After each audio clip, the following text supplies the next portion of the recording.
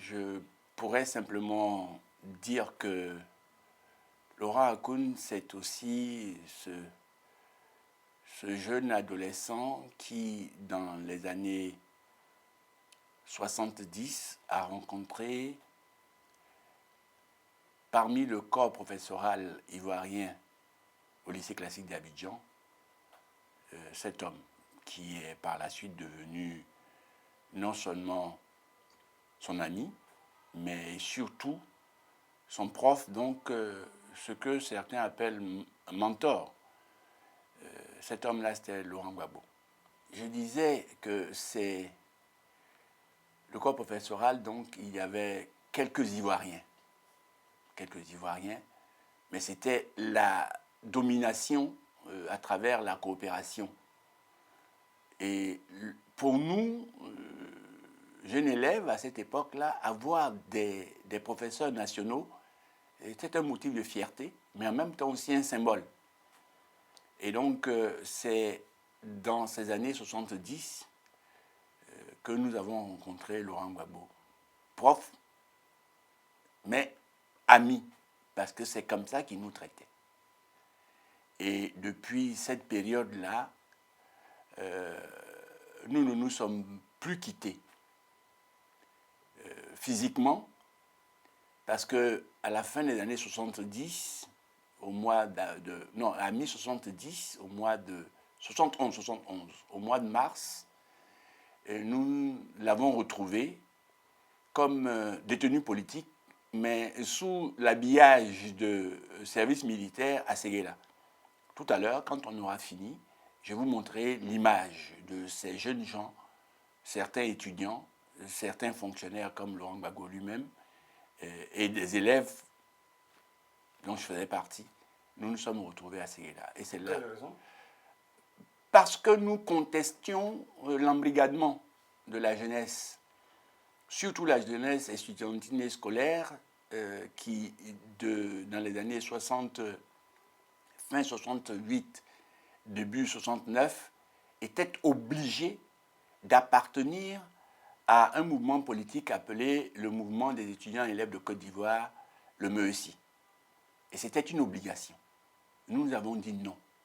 Et pour avoir dit non, Laurent Gbagbo et d'autres responsables de l'éducation nationale, dont Jenny Komina, feu Jenny Komina, étaient accusés d'être ceux qui nous poussaient à contester l'embrigadement. Et c'est ainsi que nous nous sommes retrouvés à Séguéla. Et c'est de Séguéla à ce jour que nous avons en gros bâti, mûri et mis en perspective le projet de la refondation de la Côte d'Ivoire. Lorsque les luttes, non seulement syndicales, mais les luttes associatives des années 80 ont abouti autour, disons, du mois de janvier-février 1990 à l'ouverture de l'espace politique, parce que n'oubliez pas que c'était le règne sans partage du parti unique, de 60 à 90. Donc ce sont les luttes, les contestations syndicalistes, mais également associatives, qui ont abouti à l'ouverture du paysage politique en acceptant le multipartisme. En avril 90, lorsque le multipartisme a été enfin reconnu par le parti unique de Feu Houphouët-Boigny, il y a eu une floraison de formation politique. Et moi, je me suis retrouvé dans le Parti ivoirien des travailleurs avec des camarades comme Raymond Ndori, particulièrement, pour ne pas citer d'autres. Et nous avons estimé que un seul parti dans la période ne permettait pas de rassembler tous ceux qui voulaient rompre avec la pensée unique. C'est pour ça que nous avons créé le Front populaire ivoirien. Pardon, le Parti ivoirien des travailleurs. Donc, très tôt, lorsque chacun a exprimé qu'il voulait, disons, se retrouver dans un cadre politique différent du parti unique, ceux qui se connaissaient et qui avaient une pratique ont rapidement convenu de se retrouver dans ce que nous avons appelé la coordination des partis de gauche. Et le premier acte de cette coordination, c'était en juin 1990 à Korogo. À Korogo, nous nous sommes retrouvés, je peux donner pour mémoire quelques noms. Il y avait Laurent Gbagbo d'abord, il y avait Francis Vaudier, était Marcel, il y avait d'autres responsables comme ceux de l'USD avec Zali Zaourou, pour réaffirmer que nous ne formons qu'un, même si dans la naissance, nous avons, disons, chacun a pris une appellation différente. Voilà comment. Et c'est, je pense que humblement, j'ai été de ceux qui ont milité en faveur de cette coordination des partis de gauche. Mais très vite, le président Houphouët, voulant nous prendre de vitesse, a annoncé que pour octobre 90, les élections générales devaient commencer et on commence toujours par l'élection présidentielle. C'est là où les divergences ont vu le jour parce que le PIT dans lequel j'étais et d'autres formations refusaient, étant entendu pour les formations qui refusaient d'aller à la compétition, les conditions n'étaient pas réunies.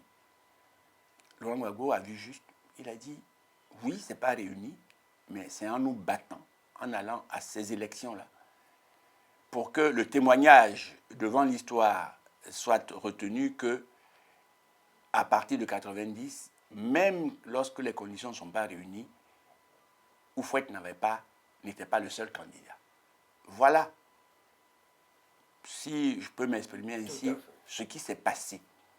Mais nous avons gardé les mêmes rapports, mais mieux. La répression née en mai 91, février 92, a unifié les forces de progrès que constituaient les formations politiques qui voulaient véritablement se battre pour le triomphe de la liberté, pour le triomphe de la justice sociale. Et c'est ainsi que, suite à l'invasion de la cité universitaire de Yopougon par les forces armées dans sa composante parachutiste, donc commando parachutiste, cette répression-là, nous avons tous dit non. Tous, je parle principalement des partis de gauche, conduits par le Front populaire ivoirien, mais également toutes les formations associatives, mais également qui sont pour la pensée plurielle, le SINESI, le SINARES et le SINACASI. Nous nous sommes réunis pour dire non et avons exigé une enquête. C'est au mois de janvier 1992 que le pouvoir a accédé à l'enquête et les résultats de l'enquête ont véritablement mis à nu cette opération comme une opération extrêmement inqualifiable. Et la commission, qui était présidée à l'époque par Feu Camille Auguier, a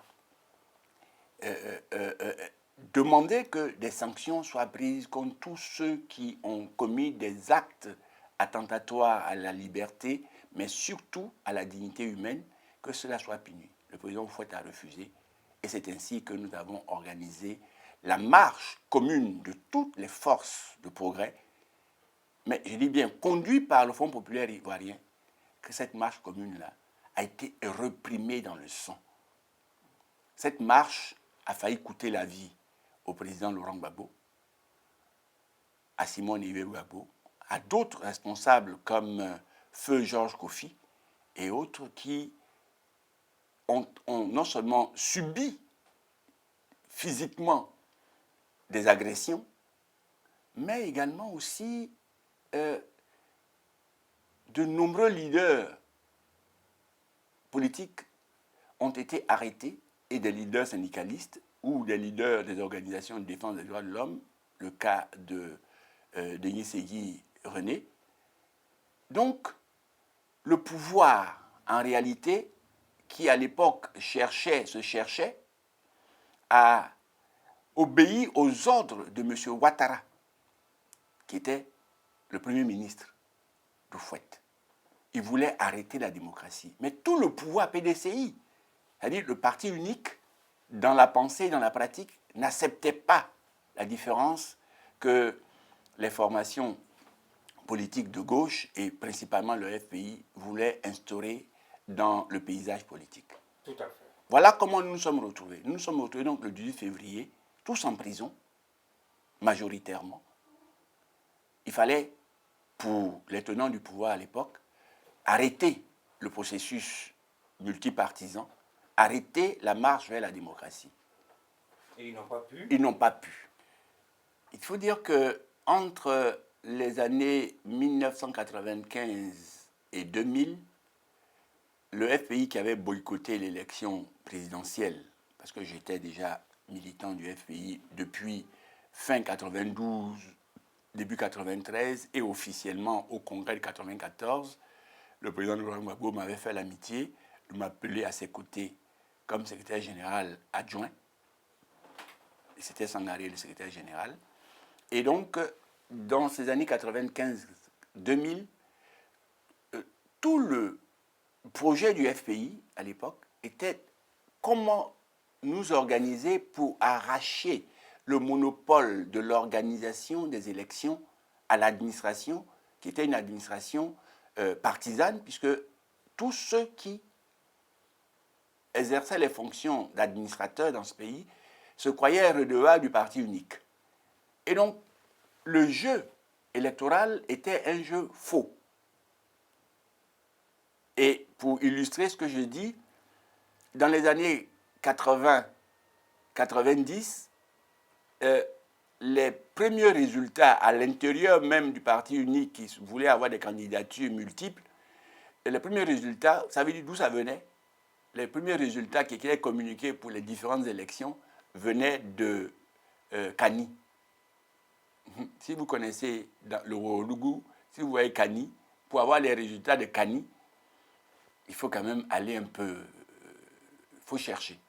Donc, le FPI voulait des règles du jeu démocratique qui soient des règles équitables, des règles transparentes, des règles qui laissent à chaque personne engagée dans la compétition une égalité de chance. C'est dans cette mouvance-là que la mort de Denis Kobinan, d'autres formations avec lesquelles nous nous étions alliés pour mener le combat pour des élections transparentes, elles ont jugé qu'elles ne voulaient plus discuter avec le pouvoir PDCI aux mains de M. Bédié. Ce qui a amené notre allié à l'époque, c'était le Rassemblement des Républicains. Je précise que nous avons aidé à vivre, à déchirer le monopole du parti unique en donnant cette existence. Eux, le RDR, lui, voulait autre chose. Et nous sommes restés fidèles à notre option de la transition pacifique à la démocratie. Et donc, nous avons commencé les discussions avec le parti unique qui était dominant, c'est-à-dire le PDCI de M. Bédié, pour ne serait-ce que arracher quelques avancées. Parce que pour nous, dans le procès démocratique, c'est progressivement, c'est méthodiquement que l'on construit ce processus-là. Il n'est pas donné une fois pour toutes. C'est dans cet environnement-là que la gestion des affaires par M. Bédié, l'arrogance du régime PDCI a engendré en son propre sein les contradictions qui ont abouti au coup d'État de décembre 1999. Pour nous, ça a été un moment extrêmement important. Ça a été, en ce sens que le monopole tel que l'exerçait le PDCI venait d'être brisé en son propre sein par une junte. Et cette junte-là offrait une opportunité au pays de réinitialiser, premièrement, les thèses fondamentaux de la République. Donc c'est pour ça qu'en août, il y a eu la deuxième constitution qui a ouvert la porte à la deuxième République. C'est ça que j'appelle, fondamentalement, négocier par la loi les éléments constitutifs d'une stabilité et non une stabilité qui repose sur des hommes, fût-ce des hommes de qualité. Mais la stabilité dans un pays repose sur les lois, leur respect et aussi la possibilité qui est offerte à tous ceux qui ne sont pas d'accord de se donner la majorité pour modifier la loi. Voilà un peu l'environnement qui a prévalu. Je ne parle même pas de la gouvernance au quotidien, parce que vous avez être sans ignorer, on a parlé de 18 milliards de l'Union européenne qui avaient été, on ne sait pas où c'est passé.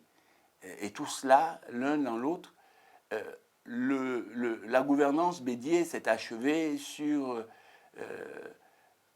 une catastrophe. Oui, nous avons posé les bases, mais nous en avons été empêchés. Nous avons posé les bases en utilisant trois domaines importants. Le premier domaine que nous avons mis en exergue, c'est l'école. Oui, c'est dans la pensée, c'est dans la formation des hommes et des femmes qu'un pays se construit et avance dans l'histoire. Donc, nous avons mis l'accent sur l'investissement éducatif à travers l'école gratuite, à travers des questions comme est-ce que c'est le vêtement qui permet à l'enfant d'être dans des conditions de travail meilleures, c'est-à-dire la question des uniformes. Ce sont des petites réformes, certes. On peut les appeler réformettes, mais nous sommes des réformistes. En tant que parti socialiste, nous sommes des réformistes. Donc l'école elle était gratuite. Elle n'a pas été obligatoire, parce qu'aucune loi, aujourd'hui, même au moment où je vous parle, ne met les parents biologiques d'un enfant dans des conditions de rendre compte à la communauté pourquoi l'enfant n'est pas à l'école. Ça s'appelle l'obligation scolaire. Mais pour qu'il y ait obligation, il faut beaucoup plus d'écoles publiques, d'accès gratuit, que d'écoles privées, payantes. Voilà un peu. Ça, c'était le premier axe. Le second axe de nos tentatives, c'est la décentralisation. Gbagbo a dit pendant la campagne électorale des années 2000 que donnez-moi le pouvoir pour que je vous le redonne. L'un des fondements qui a restructuré certaines sociétés avancées, c'est le pouvoir à la base, c'est-à-dire le pouvoir local. Et nous envisageons une communalisation totale du territoire pour que l'argent public, qui aujourd'hui, pour arriver dans les communautés rurales, passe par des relais et donc parfois s'évapore, pour que au moins, si dans une mairie, sur le territoire national, environ 1000 mairies, ne serait-ce qu'une subvention de l'État de 4 milliards, ou de 4 millions, pardon, représente un apport qui touche au quotidien ces individus à travers les campagnes, etc. Mais là où nous avons commencé la décentralisation, c'est le département. Le département est devenu une entité territoriale que nous appelons décentralisée, ou qui a un pouvoir de gérer les ressources nationales, mais affectées au département. Là où les populations n'avaient pas accès à l'eau potable, n'avaient pas accès à l'électricité, n'avaient pas de route, grâce aux conseils généraux, nous avons commencé déjà par poser les fondements. Ça, c'était un axe. Et je disais que cet axe de la décentralisation devait être achevé, ou du moins devait être poursuivi le plus loin possible par la communalisation totale du territoire national. Le troisième axe, c'était l'assurance maladie universelle. La santé, là, c'est elle qui conditionne le développement. L'être humain sain, moins malade, parce qu'un être humain ne peut pas ne pas être malade, mais avoir la possibilité d'avoir accès aux soins de santé. C'était le troisième axe. La loi a été votée. Maintenant, on ne peut plus la mettre en œuvre. Qu'est-ce qui nous a gênés? Mais certains réseaux dans le monde qui ont cette capacité de lire dans le futur, pas comme des devins, mais en voyant les avancées en Côte d'Ivoire, les avancées pour une plus grande souveraineté des Ivoiriens, cela a estimé que si, bon, après nous avoir moqué au début, oh, ils ne vont pas tenir, en 2000, bon, en octobre 2000, ils ont dit, oh, ils ne vont pas tenir 3 mois. Et puis après, ça a été 6 mois. Et puis après, ça a été 1 an. Et c'est la rébellion. Dans la nuit du 18 au 19 septembre, alors qu'en août, le secrétaire général de l'ONU à l'époque, M. Kofi Annan, était venu dire que la Côte d'Ivoire est fréquentable, que tout va bien, c'est dans la nuit du 18 au 19 septembre 2002 qu'un coup d'État s'est transformé, parce qu'entretenu en une rébellion. Je dis un coup d'État parce que c'était pour s'emparer par la force des institutions de la République. Le président de la République, Laurent Gbagbo, était en visite officielle en Italie quand ce coup a été perpétré. On a utilisé plusieurs cache-sexes. On parlait des zinzins et bailles au fouet, on parlait de ce qu'on a appelé des Ivoiriens étaient écartés, etc. Mais c'était des prétextes. C'est ceux qui sont les maîtres du monde à travers les réseaux mafieux qui ne voulaient pas de nous. Parce qu'ils ne nous connaissaient pas, ils n'ont pas vu venir. Et quand ils se sont rendus compte que ces 3 aspects que j'ai cités, il y a d'autres domaines, mais la décentralisation, l'école et l'assurance maladie allaient restructurer fondamentalement pour faire des Ivoiriens les maîtres de leur propre destin. Je dis maîtres, mais pas maîtres dans le sens où ils deviendraient un peuple autarcique, c'est pas possible. Mais maîtres de leur destin. Voilà un peu ce que je veux dire. Donc c'est la rébellion qui a pris fin, qui a marqué le coup d'arrêt. Et donc, je veux simplement vous rappeler que c'est le 26 octobre 2000 que Laurent Gbagbo a prêté serment. Le premier gouvernement du FPI a été mis en place le 27 octobre 2000. Pascal Affi-N'Guessan était le Premier ministre. Nous avons rapidement estimé, et cela en accord avec les positions exprimées par Laurent Gbagbo et certains responsables de ce pays, dit que seuls nous ne pouvons pas gérer. Ce n'est pas que nous n'avons pas les hommes, mais c'est en rassemblant les Ivoiriens autour de leur pays, qui n'avaient plus une Côte d'Ivoire, plus de rapport avec les institutions financières internationales, etc., que nous pouvons avancer. Donc nous avons fait un gouvernement de large ouverture. Ça, c'était le premier gouvernement. Le deuxième gouvernement, au moment où nous avançons sur ce chemin-là, dès janvier, déjà, les premiers signes de la rébellion s'étaient annoncés par des attaques. Et vers la fin du mois de janvier, le deuxième gouvernement FPI avait été mis en place, toujours confié à Pascal Affi-N'Guessan. Je dis vers fin janvier 2001, ce gouvernement s'attachait à rassembler davantage. Le RDR ne voulait pas et il a fallu continuer les négociations jusqu'au mois d'août 2002. Le RDR a enfin accepté de participer à ce processus-là. Mais c'est le FPI qui pilotait.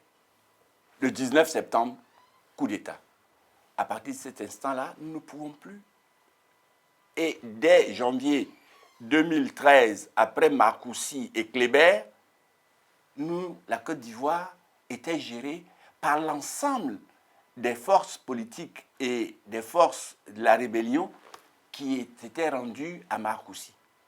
Donc de janvier, disons février 2013, jusqu'en novembre 2010, le FPI n'était pas comptable seul de la gestion de ce pays.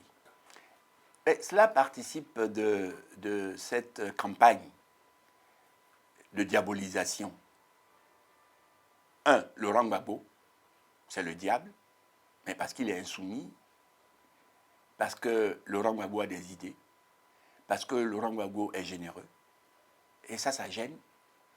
Donc, pour mieux le présenter comme le diable, la formation politique dont il est le leader et dont il est toujours, au moment où je vous parle, le symbole, Laurent Gbagbo et son parti sont des diables, parce qu'ils sont insoumis. Mais ils sont insoumis parce qu'ils pensent que fondamentalement, ils ont les hommes et les femmes avec les idées nécessaires pour reconstruire autrement la Côte d'Ivoire, mais pas une Côte d'Ivoire à la remorque de ceux qui pensent être nés pour gouverner ce monde avec leur branche locale dans les formations de droite que nous avons ici. Mais mieux, Laurent Gbagbo est en gros un empêcheur de piller en rond. Et le FPI avec. C'est en réalité ça. Parce que je vous dis de février, c'est-à-dire le gouvernement Seydou Eliman Diarra, on peut faire les statistiques, en passant par le gouvernement Bani, et enfin, après l'accord de Ouaga, le gouvernement Soro Kibafori Guillaume, on peut faire le point. Le FPI n'était pas la formation politique dominante au sein de ces différents gouvernements. Mieux, le FPI avait plutôt la portion congrue, mais cela ne nous a pas gênés.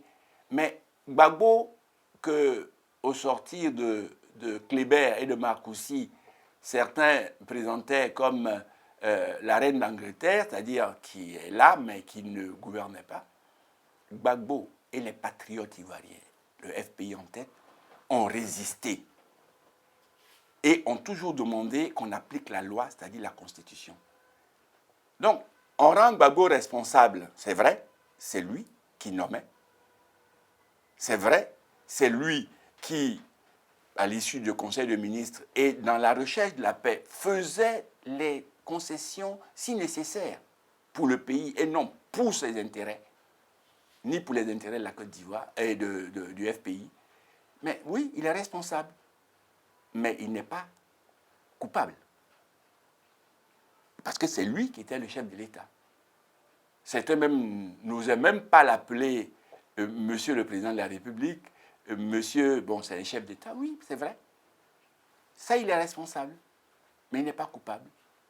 Et c'est pour cela que tout au long de toute cette campagne, face à leur propre laideur morale, ils occultent. Il y a aujourd'hui des ministres que nous connaissons qui, depuis Guéhi jusqu'au moment où je vous parle, ont été dans les différents gouvernements, du côté de ceux qui aujourd'hui estiment que c'est ceux qui sont les pêcheurs en eau trouble, c'est le FPI, mais c'est eux qui ont géré. Il y en a qui ont été ministres, qui ont géré des affaires qui aujourd'hui, comme dans la filière, etc., posent problème, mais qui n'osent pas assumer. Il y en a qui ont même été en charge des questions des droits de l'homme, qui avaient promis que des enquêtes rapides allaient être ouvertes dès qu'ils seraient là, et puis il n'y a jamais eu d'enquête, et puis nous sommes toujours au même niveau. Donc notre problème est simple. Laurent Gbagbo, le FPI, sont des empêcheurs de piller en rond. Moi, ce que je peux simplement répondre, c'est que c'est Laurent Gbagbo qui effraie. Parce qu'il s'est trouvé même des hommes et des femmes qui représentent au niveau international des organisations que nous appelons crédibles, comme l'ONU et d'autres organisations pour dire que Laurent Gbagbo, après le 11 avril, c'est fini. Laurent Gbagbo sont partis. Et puis, tout ce qu'ils avaient prédit, en fait, ça ne s'est pas passé comme ça. C'est ça qui les effraie. Mais pourquoi Laurent Akoum? Il est difficile que je puisse dire ça parce que bon, ma culture me condamne à rester ce que je suis. Mais peut-être en leur posant la question, ils vous le diront. Mais je sais, comme disait quelqu'un, un Laurent en cache un autre, c'est peut-être Laurent qui me cache, et puis voilà, c'est tout ce que je peux dire. Pourquoi moi? Bon, je ne sais pas. Je voudrais d'abord dire que pour nous, la reconquête du pouvoir, c'est l'objet, c'est le but et le sens de notre lutte. Pour pouvoir appliquer notre programme. Mais avant ou sur ce chemin-là, nous avons plusieurs défis, notamment le défi de la libération de Laurent Gbagbo. C'est une exigence catégorique. C'est en relevant ce défi-là que nous serons capables d'être au pouvoir. Mais au-delà de toutes les raisons qui fondent ce premier défi que nous devons relever, c'est-à-dire la libération de Laurent Gbagbo, c'est pour des raisons éthiques.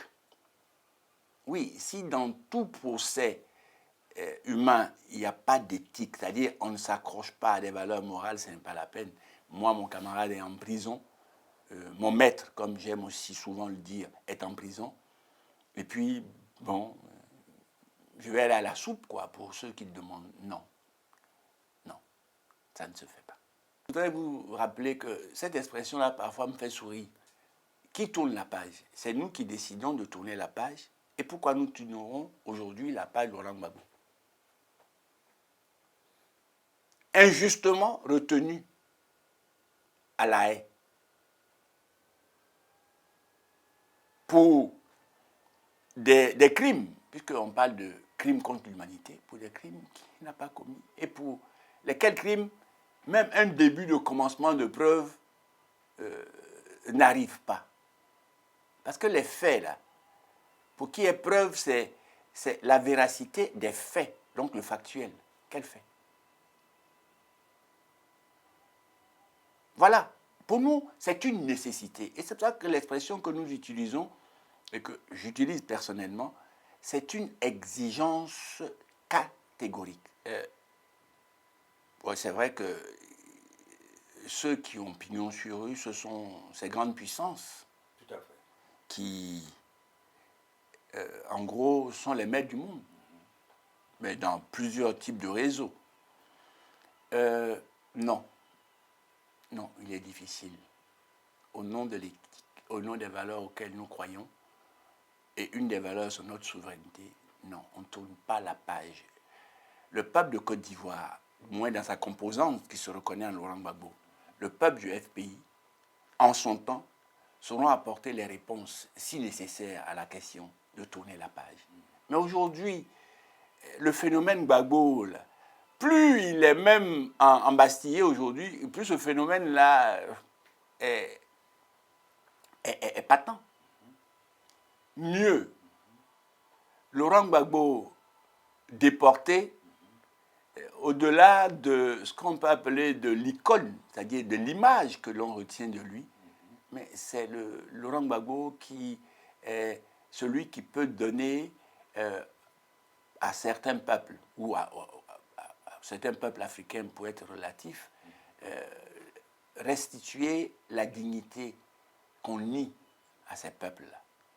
Vous savez, je ne veux pas rappeler les thèses de Gobineau sur les Africains, l'histoire, thèses qui sont reprises même par d'éminentes personnalités qui ont dirigé des États ici, que les Africains dans l'histoire, on ne nous connaît pas. Peut-être que l'écriture, mais l'histoire du monde, l'écriture depuis la Sumérie, en passant par une partie de la Mésopotamie, en arrivant en Asie, à la Chine et autres, et pour finir en Afrique, l'Égypte antique, l'écriture, je crois que bien des peuples, y compris ceux qui, aujourd'hui en Occident, se targuent d'être une tradition de l'écriture, bien des peuples n'ont pas connu l'écriture.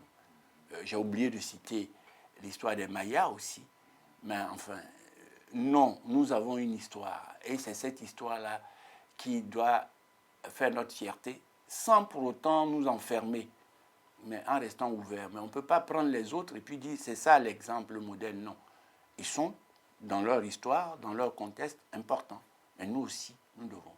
Et Laurent Gbagbo, aujourd'hui enfermé, c'est ça, c'est ce symbole-là. Pour moi, je voudrais juste terminer, parce que votre question était si pertinente, par dire que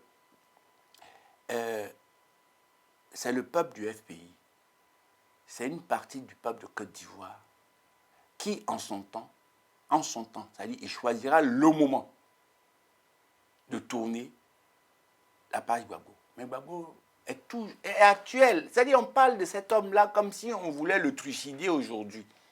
On tourne une page, pourquoi? Pourquoi? Surtout que en matière de justice, là, on dit les preuves sont insuffisantes. C'est un euphémisme pour dire peut-être que quelque part, bon, mais comme on est en face de puissants qui ne se dédisent pas, on trouve l'euphémisme nécessaire pour dire, mais si c'est le cas, qu'on nous rende notre Gbagbo, comme l'expression des Anglais aujourd'hui, on le voit ailleurs, nous on dirait simplement bring back our Gbagbo. C'est ce que je peux dire. Je voudrais juste vous dire ceci, c'est paraphraser un candidat démocrate, il était même d'ailleurs un des responsables de démocrates au niveau de la ville de New York au début des années 1900, qui dit que face aux dérives de la démocratie, la solution, c'est plus de démocratie. Si le FPI, donc je paraphrase pour montrer l'analogie, face au refus de la négociation, nous là, c'est plus de négociation. Et nous continuerons de demander, nous continuerons d'exiger. Nous battrons, si nécessaire, le pavé pour qu'il y ait toujours négociation, parce que c'est ça seul qui va offrir une chance à la stabilité de notre pays. Le FPI, parce que porteur d'idées et de valeurs pour ce peuple, donc porteur de projets, n'a que la négociation. C'est pour ça que quelques-uns utilisent l'expression de la réconciliation. Nous n'avons pas, nous sommes porteurs d'autres, rien d'autre.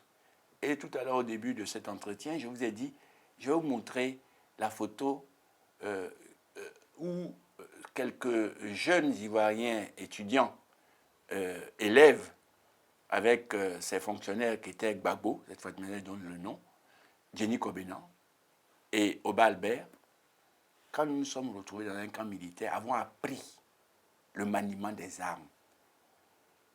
Mais jamais nous n'avons inscrit les changements dans notre pays dans cette violence qui ôte la vie tout en voulant donner plus d'espoir à des gens. Donc, nous ne continuons que de négocier, de chercher à négocier. Et ce peuple-là, je crois qu'il mérite ça. Ce procès, pour moi, c'est l'espace qu'on nous a donné pour que la vérité sur ce qui s'est passé en Côte d'Ivoire puisse au moins être mieux perçue. Ce n'est pas l'éclosion, comme on dit, ou bien l'éclatement. Non, on comprend mieux. Le temps, là, c'est vrai, beaucoup de ceux qui aiment les raccourcis ont pensé que le temps travaillait pour eux. Avec Gbagbo, c'est fini. Il y en a qui disaient, non, c'est fini. C'est un billet aller simple. Et moi, je me disais humblement que c'est un billet aller-retour. Gbagbo va revenir ici. Donc, ce qui se passe à La Haye, chaque jour, dans l'examen de ce dossier, dans l'accusation et la défense, des lignes font apparaître clairement que ce qui s'est passé en Côte d'Ivoire, c'est parce que ceux qui disent être vainqueurs disent, mais c'est ceux qu'on a rendus vainqueurs, peuvent dire, mais ça c'est l'histoire du point de vue de ceux qui disent être vainqueurs, mais l'histoire réelle, là, c'est celle qui se manifeste chaque jour lorsqu'on examine le dossier Gbagbo contre le procureur à La Haye. Pour nous, c'est de grands enseignements que nous tirons et des motifs de fierté. Nous sommes fiers de Laurent Gbagbo. Nous sommes à ses côtés, en pensée, mais aussi dans nos actes, pour que nous puissions acter sa libération, qui, par voie de conséquence, hâtera la libération de tous ces plus de 700 jeunes gens, jeunes filles, injustement incarcérés, jamais jugés depuis plus de 3 ans. Voilà notre lecture. C'est vrai, privé de liberté, ce n'est pas sa place. Mais Gbagbo assume sa part devant l'histoire. Et nous n'avons pas une âme de chien battu. Dès qu'on donne un coup, on se met à pleurnicher. Nous prenons le coup, nous l'accusons, mais nous avançons avec, pour nous, pour notre dignité, et pour aussi peut-être pour la dignité de certains peuples africains à qui on refuse cette dignité-là.